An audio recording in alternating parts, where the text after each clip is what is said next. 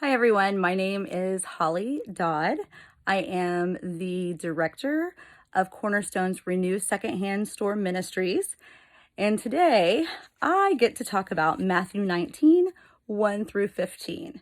This one, I'm not gonna lie, was super hard for me, brought out my procrastinator in me.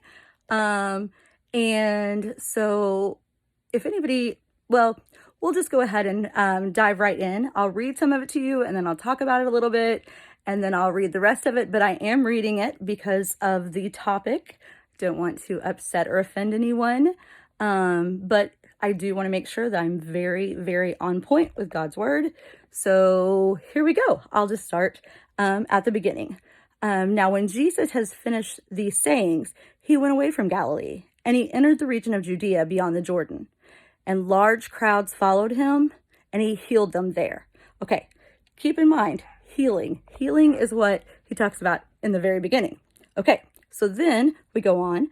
Pharisees came up to him, and they tested him by asking him, "Is it lawful to divorce one's wife for any cause?" He answered, "Have you not read that he who created them from the beginning made them male and female? And said, therefore, a man shall leave his father and mother and hold fast to his wife, and the two shall become one flesh. So they are no longer two, but one flesh. What therefore God has joined together, let no man separate."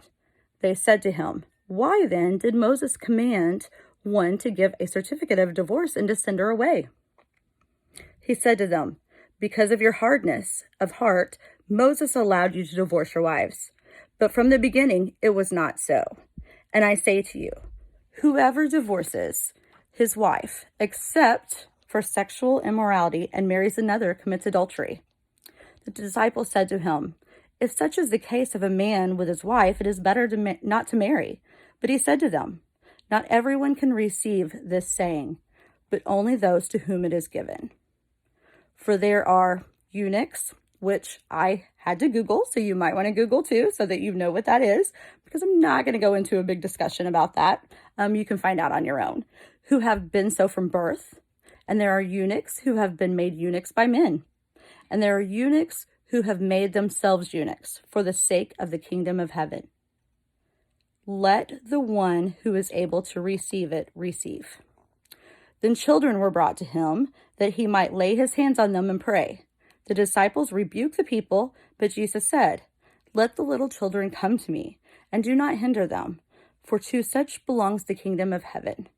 And he laid hands on them and went away. So I guess the main thing that I found interesting about this is that, it starts out with healing, and it ends with children and laying hands and healing. And in between, it just kind of throws in the thing about divorce. It would be a lie for anyone to say, "Oh, marriage is easy," because it's not. But it is important to love each other, to work through the hard parts of it, and to protect your marriage as Jesus would like.